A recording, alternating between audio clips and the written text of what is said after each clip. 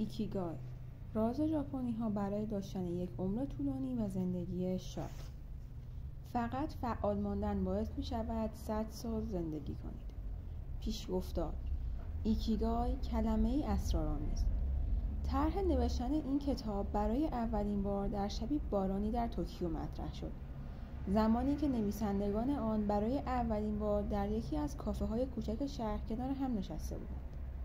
ما آثار و تالیف‌های یکدیگر را خوانده بودیم، اما به دلیل هزاران مایل مسافتی که بارسلونا را از توکیو پایتخت ژاپن جدا می‌کرد، هرگز همدیگر را ملاقات نکرده بودیم. به واسطه یک آشنای مشترک با هم ارتباط برقرار کردیم و امکان ملاقات ما فراهم شد. این شروع دوستی ما بود که منجر به ارائه این پروژه شد و این دوستی قرار بود 1 عمر ادامه داشته باشد. از دیدار قبلی ما 1 سال گذشته بود که مجددا همدیگر را ملاقات کردیم، اما این دفعه در پارکی در مرکز شهر توکیو دور هم جمع شد. در حالی که در پارک قدم می‌زدیم، درباره گرایش‌های روانشناسی غرب به ویژه لوگوتراپی صحبت کردیم. درباره اینکه چگونه به مردم کمک می‌کند تا اهداف خود را در زندگی پیدا کنند. طی تحقیقات انجام شده در این 1 سال متوجه شدیم که لوگوتراپی ویکتور فرانکل در میان درمانگران کارآزموده و حرفه‌ای که طرفدار دیگر مکاتب روانشناسی بودند دیگر رایج نبود. اگرچه مردم همچنان در جستجوی معنا و هدفی برای آنچه انجام می‌دهند هستند و به سبب آن زندگی می‌کنند. ما از یکدیگر سوال‌هایی از این قبیل کردیم: هدف شما از زندگی چیست؟ آیا هدف تنها طولانی‌تر شدن زندگی است یا باید به دنبال هدفی بالاتر باشیم؟ به راستی چرا برخی از افراد می‌دانند که چه می‌خواهند و به زندگی اشتیاق دارند، در حالی که عده‌ای دیگر در آشفتگی و سردرگمی فرو می‌روند و شور و شوقی برای زندگی ندارند؟ در بخشی از گفتگوی ما ناگهان کلمه اسرارآمیز ایکیگای مطرح شد. در زبان ژاپنی ایکی به معنای زندگی و گای به معنای ارزشمند بودن است. این مفهوم ژاپنی که تقریباً خوشبختی از همیشه مشغول بودن ترجمه می شود. همانند لوگوتراپی ویکتور فرانکل است، اما 1 قدم فراتر از آن می رود. ویکتور فرانکل روانپزشک و عصب‌شناس معروف اتریشی پدید آورنده معنادرمانی یا لوگوتراپی است. لوگوتراپی به افراد کمک می‌کند تا آگاهانه دلایل و هدف زندگی خود را کشف کنند و برای تحقق آن هدف به آنها انگیزه تلاش و حرکت رو به جلو می‌دهد. ایکیگای همچنین یکی از دلایل طول عمر شگفت‌انگیز ژاپنی است، به ویژه در جزیره اوکیناوا، جایی که به ازای هر 100,000 نفر 24.55 نفر عمری بالای 100 سال دارند که بسیار بیشتر از میانگین جهانی است. تحقیقاتی که در زمینه دلایل عمر طولانی ساکنان جزیره اوکیناوا در ژاپن انجام شده است نشان می‌دهد علاوه بر رژیم غذایی سالم، زندگی ساده در فضای باز و طبیعت، چای سبز و مناطق نیمه گرمسیری با آب و هوای استوایی، دمای متوسط آن مانند جزیره هاوایی است، یکی از کلیدهای اصلی اینکه ساکنان این جزیره در جنوب ژاپن بیشتر از مردم دیگر دنیا عمر می‌کنند، ایکیگای آنهاست که زندگی آنها را شکل می‌دهد. در حین تحقیق درباره این مفهوم متوجه شدیم که حتی 1 کتاب در زمینه‌های روانشناسی یا رشد فردی برای معرفی و ارائه این فلسفه به مردم جهان نوشته نشده است. آیا دلیل وجود 100 ساله‌ها در اوکیناوا بیش از هر جای دیگری ایکیگای است؟ چگونه ایکیگای مردم را ترغیب می‌کند که تا پایان عمر خود فعال و پرتکاپو بمانند؟ به راستی رمز و راز زندگی طولانی و شاد چیست؟ همانطور که در حال بررسی بیشتر این موضوع بودیم، متوجه مکان خاصی به نام اوگیمی شدیم. این شهرک روستایی که در انتهای شمالی جزیره اوکیناوا واقع شده است، با 3,000 نفر بالاترین میزان امید به زندگی در جهان را دارد.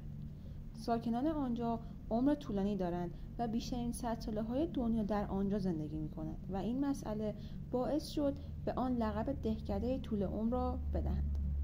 استان اوکیناوا در جنوبی‌ترین نقطه این کشور واقع شده و بیشترین تولید شیکوواسای ژاپن را به خود اختصاص داده است. شیکوواسا دارای آنتی اکسیدان و بسیار شبیه لیمو است. آیا این می‌تواند راز زندگی طولانی اهالی اوگیمی باشد؟ یا به خاطر زلالی آبی است که برای دم کردن چای مورینگای از آن استفاده می‌شود؟ ما تصمیم گرفتیم شخصاً به آنجا برویم و اسرار 100 ساله‌های ژاپنی را به طور حضوری و در کنار هم بررسی کنیم. پس از 1 سال تحقیقات اولیه همراه با تجهیزاتی مانند دوربین و دستگاه‌های ضبط صوتی تصویری به جزیره اوکیناوا رسیدیم و وارد روستای طول عمر شدیم، مکانی که ساکنان آن با لهجه باستانی صحبت می‌کردند و مذهبشان آنیمیست بود. آنیمیست یا همزادگرایی آیین زنده انگاری بود. آنها به طبیعت احترام می‌گذاشتند و معتقد بودند تمام موجودات در جهان اطرافشان همانند آنها حق زندگی دارند و بی‌دلیل خلق نشدند. به محض ورود توانستیم صمیمیت باور نکردنی ساکنان آنجا را حس کنیم. آنها در میان تپه‌های سرسبزی از آب‌های زلال و صاف تغذیه می‌شدند. بی‌وقفه می‌خندیدند و با هم شوخی می‌کردند. وقتی با مسن‌ترین ساکنان شهر مصاحبه کردیم، متوجه موضوع مهمی شدیم: اینکه چیزی بسیار قدرتمندتر از این منابع طبیعی باید وجود داشته باشد که باعث شده از ساکنان آنجا از شادی بی‌نظیر و کمیابی برخوردار باشند.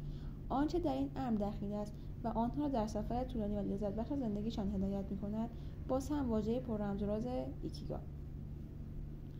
اما این ایکیگای دقیقاً چیست؟ چگونه میتوان آن را به دست آورد؟ تعجب نکنید، ما هم هرگز باور نمی‌کردیم که پناهگاه زندگی تقریباً ابدی دقیقاً در اوکیناوا واقع شده باشد. اوکیناوا همان جایی است که در پایان جنگ جهانی دوم 200,000 نفر بیگناه زندگی خود را از دست دادند. با این حال ساکنان اوکیناوا به جای دشمنی با افراد خارجی بر اساس اعتقاد به اصل ایچاریواچود زندگی می‌کنند. این عبارت محلی بدین معناست: با همه مثل برادران خود رفتار کنید، حتی اگر قبلا آنها را ندیده باشید. به نظر می‌رسد یکی از رمزهای شادی و خوشبختی ساکنان اوکیمی این است که احساس می‌کنند بخشی از یک جامعه هستند. آنها از همان کودکی به تمرین یوئیمارو یا کار گروهی می‌پردازند و به همین دلیل به کمک کردن به یکدیگر عادت دارند. یوئیمارو اصطلاح ژاپنی است و به معنای کمک متقابل یا همکاری تیمی به کار می‌رود. یوئیمارو به عنوان یک رسم در سراسر جامعه اوکیناوا در طول جنگ جهانی دوم برای متحد کردن افراد و تقویت هویت آنها و همچنین برای غلبه بر مشکلات در مزار پدیدار شد. رشد و پرورش دوستی‌ها و بها دادن به آن، غذای کم و سالم خوردن، سبک درست زندگی، استراحت کافی و انجام تمرین‌های بدنی منظم و مناسب همگی بخشی از معادله سلامتی در اوکیناوای ژاپن هستند. اما آن چیزی که سبب زندگی شاد و لذت بخش این 100 ساله ها شده و همچنین الهام بخش ادامه زندگی آنها و حتی انگیزه گرفتن جشن تولد و گرامی داشتن هر یک از روزهای هفته شده، فقط و فقط ایکیگای آنهاست. هدف از تالیف این کتاب بیان اسرار 100 ساله های ژاپنی و ارائه روش‌های مناسب به تمام افراد جهان برای یافتن ایکیگای خود است. زیرا کسانی که ایکیگای خود را کشف می‌کنند، تمام آن چیزهایی را که برای یک سفر طولانی و شاد در زندگی نیاز دارند به دست می‌آورند. سفر بخیر.